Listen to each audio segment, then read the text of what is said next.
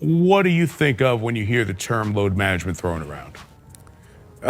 It shouldn't be needed, first and foremost. I never wanted to miss a game because it was an opportunity to prove. The greatest player to ever touch a basketball just dropped a bomb that has the entire NBA shook. Michael Jordan, the man who played through the flu, broken ribs, and food poisoning, just called out an entire generation of millionaire athletes. And he didn't hold back. Does what MJ say still apply in today's game? It does. When you talk about the overall idea of just load management, the idea of it is to preserve. Want real talk? Hit subscribe, ring the bell. This is just the beginning.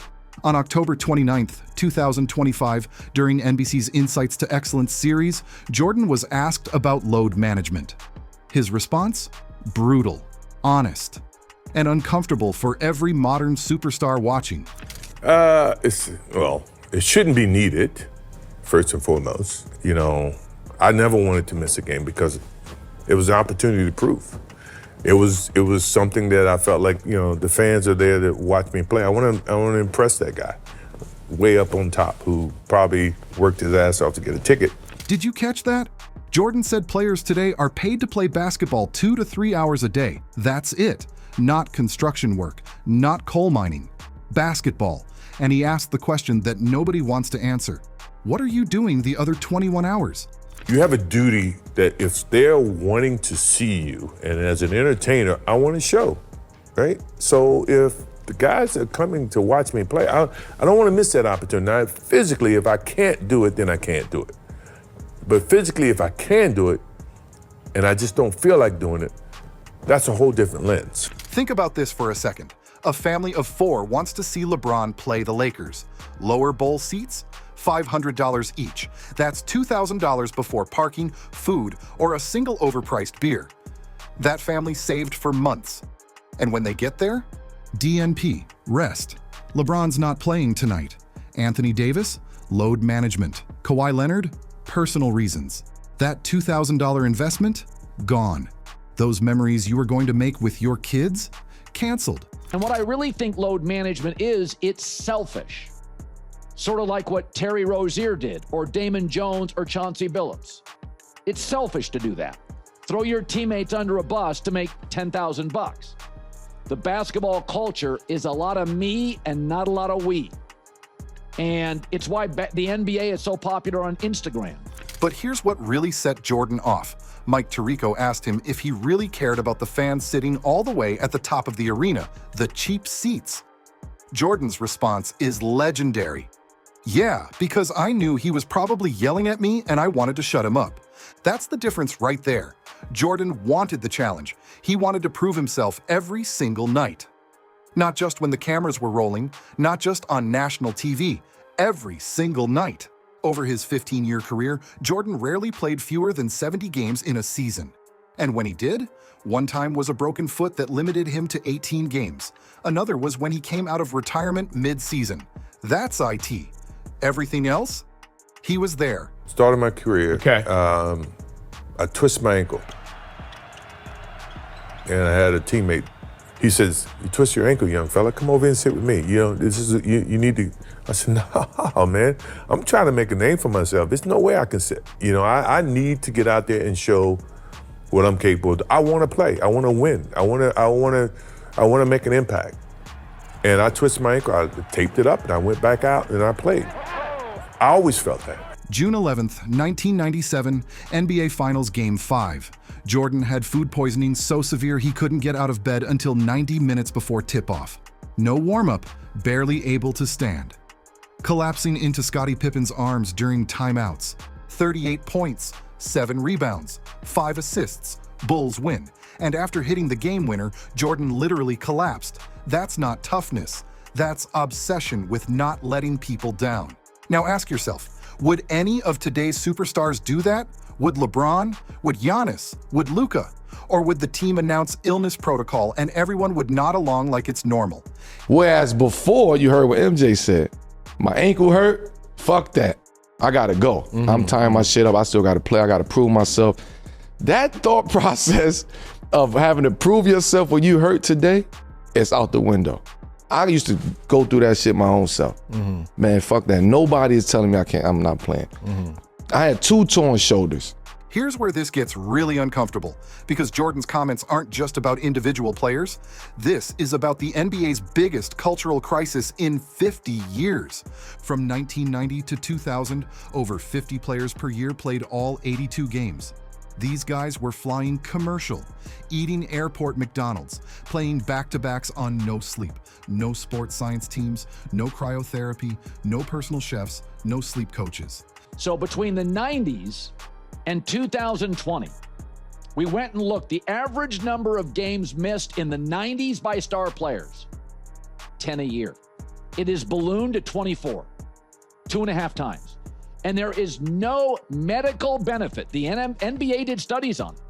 There is no medical benefit on sitting. It's all nonsense. Now look at today. Private jets for every team, state-of-the-art facilities, personal nutritionists, ice baths, massage therapists, recovery technology that would make NASA jealous.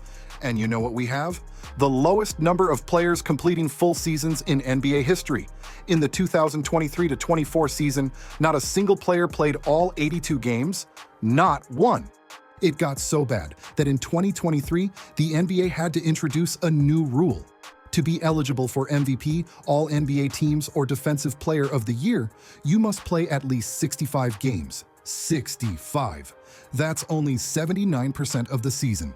We so much think it's a problem that in the last collective bargaining agreement, you may recall, we added some provisions to further incentivize players to play as many games as they possibly can by making them ineligible for certain awards, certain benefits if they fall below a certain level of games. It's a real issue. You know, for that family, for that one time that they're going to go see the Bucks or the Lakers or the Knicks or whatever else, I completely understand their point of view. LeBron has missed, I think, 3 games so far this season. He's 40 years old. He has the most minutes in NBA history. I think that's incredible. Now, for the family that went to the Laker game of one of those 3 games, I understand their disappointment, and I know he does. Commissioner Adam Silver admitted load management has gotten away from us.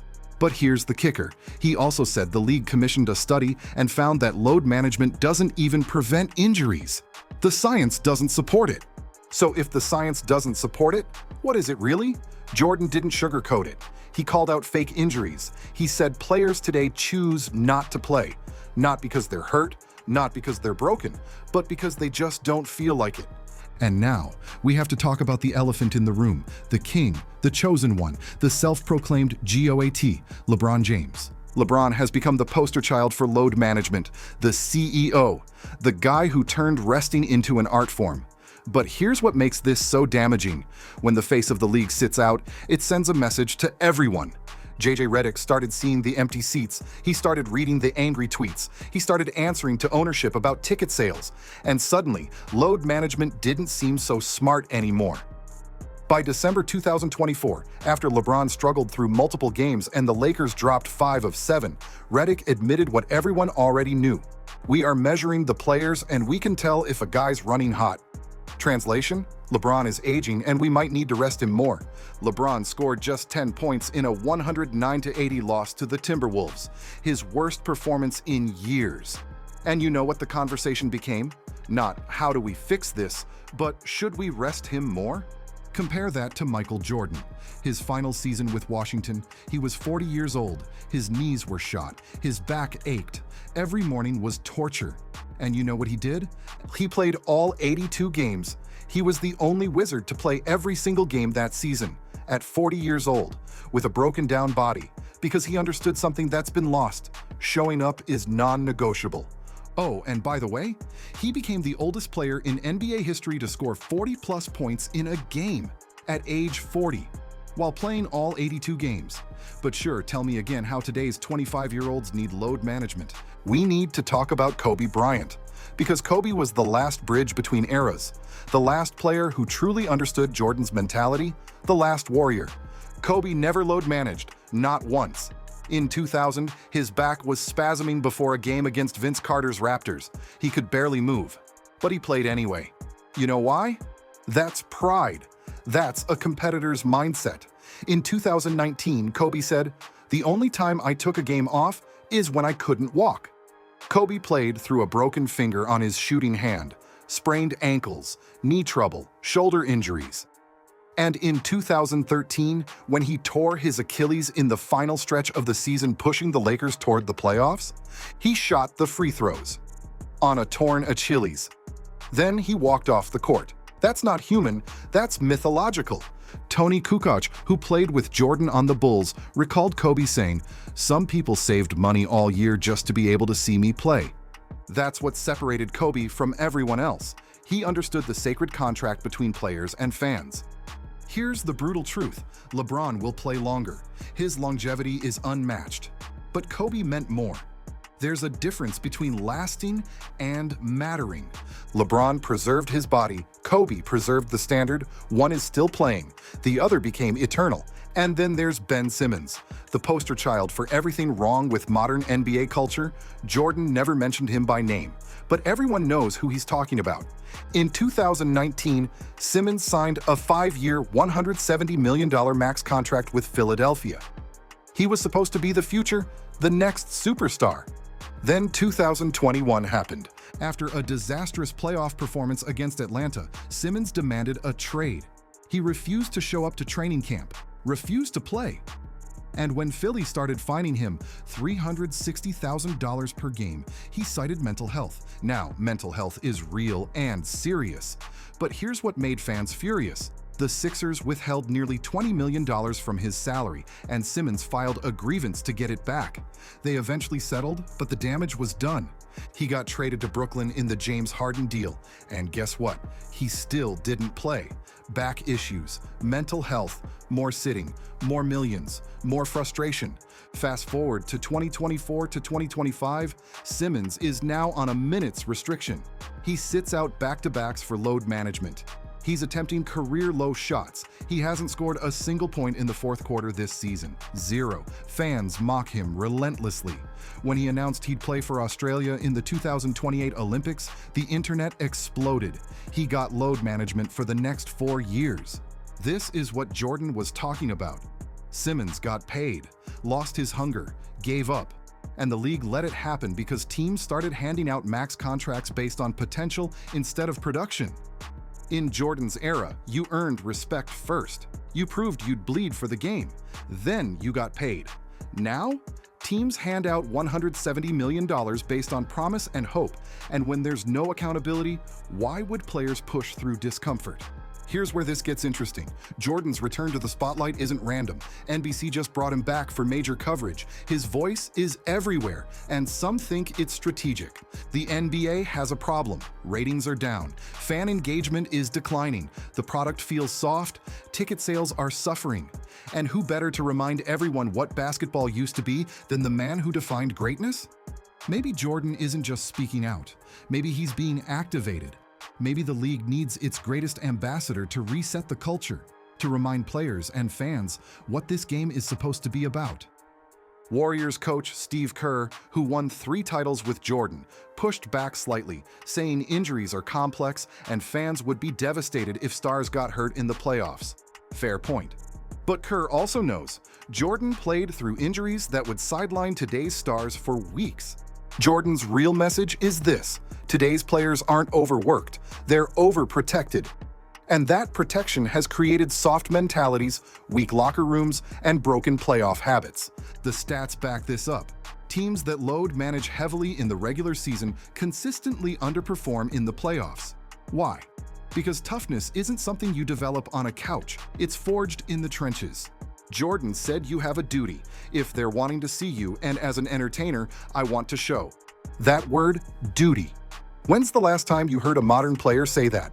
So where does this leave us? Michael Jordan drew a line in the sand. On one side, warriors who play through pain, who respect the fans, who understand that greatness requires sacrifice. On the other side, a generation that prioritizes longevity over legacy, comfort over competition, image over impact. And here's the question nobody wants to ask. What if Jordan's right? What if load management, stripped of all the medical jargon and PR spin, is just an excuse? What if we've normalized weakness and called it wisdom? Because the real victims aren't the millionaire players resting in luxury. It's the fans, the ones who believed basketball was about heart, not health optimization. The ones who saved up to see their heroes, only to see them in street clothes. Jordan played when he couldn't stand. Kobe shot free throws on a torn Achilles. That generation understood something we've forgotten. Showing up is sacred. Even JJ Redick, who defended load management for years, changed his tune the second he became a head coach and saw the empty seats. When your job is on the line, when ticket sales matter, when fans are angry, suddenly rest doesn't sound so smart. The lie behind load management isn't that rest is necessary, it's that it's being used honestly. It's become a shield for softness, an excuse for ego, a way to get paid without paying your dues. Michael Jordan didn't just expose the lie, he reminded us what we've lost. The question is, are we willing to demand it back? Here's my challenge to you. Drop your thoughts in the comments. Are you Team Jordan? Play through anything? Or do you think load management is necessary in the modern game? And let's settle this. Did JJ Redick genuinely evolve his thinking? Or did he just change his tune when the paycheck changed? Vote in the poll. One thing's for sure, this debate is just beginning. Because when Michael Jordan speaks, the basketball world listens. And what he just said? It's gonna echo for years. If you want more content that doesn't pull punches, that tells you the truth instead of what's comfortable, hit that subscribe button, ring the bell, and get ready, because this conversation is about to explode.